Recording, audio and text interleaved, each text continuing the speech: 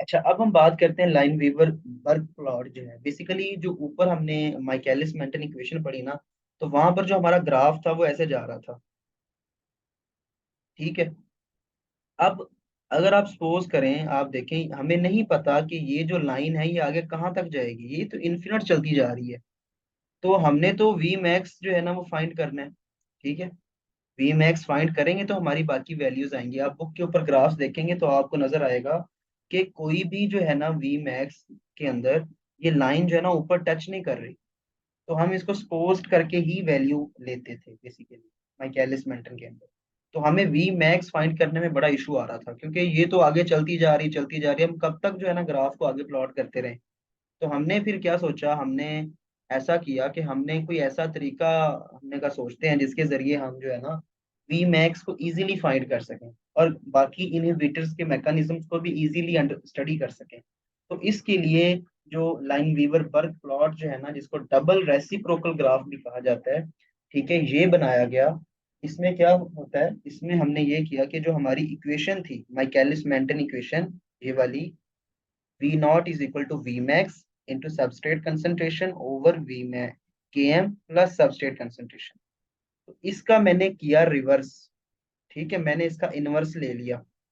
जब मैंने इस इक्वेशन को उल्टा, तो ये one V naught one by V naught में कन्वर्ट हो गया, और ये जो नीचे था डिनोमिनेटर, ये न्यूमरेटर में कन्वर्ट हो गया, K M plus substrate concentration over V max into substrate concentration. ठीक है। तो ये बात आपको समझ आ गई कि हमने क्या किया, हमने सिंपली इनवर्स ले लिया। इनवर्स ले लिया। उसके बाद हमने क्या किया, हमने इस इक्वेशन को थोड़ा सा खोला। ये के एम है प्लस सबस्ट्रेट कंसंट्रेशन, तो इस प्लस को मैंने क्या किया, मैंने थोड़ा सा ओपन कर दिया। कैसे, मैंने के एम को अलग लिखा। ये के एम और डिनोमिनेटर तो सेम ही रहेगा, V max over substrate concentration, plus मैंने किया ये वाली सबस्ट्रेट कंसंट्रेशन ओवर डिनोमिनेटर, फिर से वही सेम रहा, V max into substrate concentration. अब ये इससे कट गई। ठीक है। और मेरे पास जो इक्वेशन बची वो बची one by V naught K M over V max into substrate concentration plus one over V max. This equation जो है is written in your book. आपकी बुक में पीछे वाला कुछ भी फटा नहीं लिखा हुआ, डायरेक्ट ये इक्वेशन लिखी हुई है। ये अब आपको पता चल गया कैसे आई है।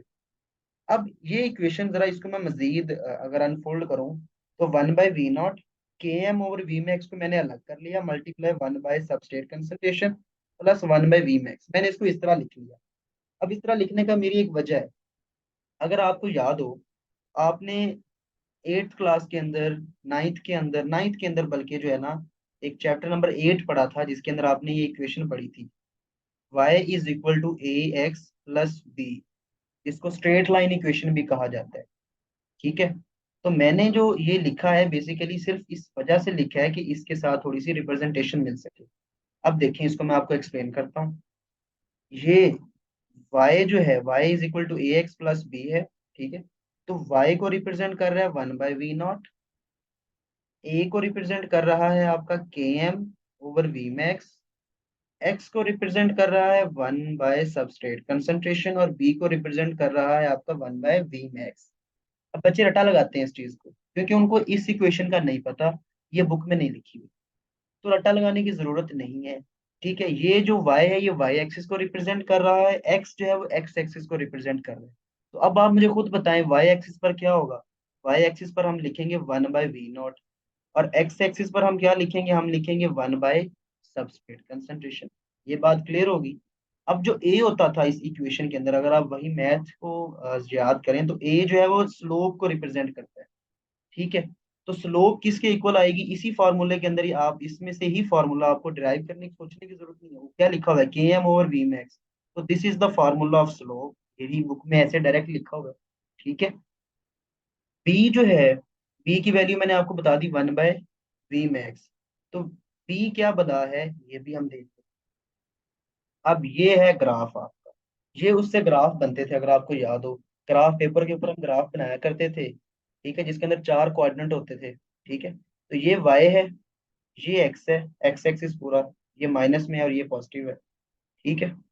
तो x की जगह जो है ना, x एक्सिस पे मैंने क्या रिप्रेजेंट किया हुआ है, one by substrate concentration. y पे मैंने क्या रिप्रेजेंट किया हुआ, वन बाय वी नॉट। तो अब समझ आ रही है कि ये ऐसा क्यों है, इस ग्राफ के अंदर जो रिप्रेजेंटेशन की है वो इस वजह से की है। और ये जो जहाँ पे ये स्ट्रेट लाइन जो है वाई एक्सिस को कट कर रही है, इसको वाई इंटरसेप्ट कहते हैं। और वाई इंटरसेप्ट को हमने रिप्रेजेंट किया था बी से। ठीक है, y intercept is represented by b. तो इसका मतलब जहाँ पे ये कट कर रहा है, इस वैल्यू का फार्मूला क्या होगा, इसका फार्मूला होगा 1/v max। तो ये तो हम आसानी से फाइंड कर सकते हैं ना, बजाय इसके कि हम वो उसमें जिस तरह ग्राफ था उसको हम इन्फिनिट तक लेके जाते। अब हमें ये तो बड़ा इजीली यहाँ पे आइडेंटिफाई हो रहा है कि ये इंटरसेप्ट लें और 1/v max करें तो हमारी वैल्यू आ जाएगी। दूसरी तरफ जहाँ पे ये लाइन जो है एक्स एक्सिस को कट कर रही है, इसको एक्स इंटरसेप्ट कहते हैं। ठीक है, और एक्स इंटरसेप्ट जो है इसको रिप्रेजेंट किया जाता है बाय -1/km। ठीक है, क्योंकि ये देखे ना, एक्स की वैल्यू थी 1/सबस्ट्रेट कंसंट्रेशन, और जहाँ पे ये इंटरसेप्ट करता है यहाँ पे ये माइनस आ गया, -1/km, जिसको आप सबस्ट्रेट कंसंट्रेशन ही कहते हैं। ठीक है, तो ये माइनस वाली वैल्यू आ गई। तो ये जो है ये ग्राफ है आपका डबल रेसिप्रोकल, भी प्लॉट भी इसको कहते हैं, लाइन वीवर बर्क प्लॉट कहते हैं। ठीक है, आपने सिर्फ ये ग्राफ देखना है, और कल इसकी जो है ना हम इम्पोर्टेंस देखेंगे कि इनहिबिटर्स का क्या रोल होता है इसके ऊपर, इससे हमें क्या इंटरप्रिटेशंस मिलती हैं, वो हमारा कल का टॉपिक।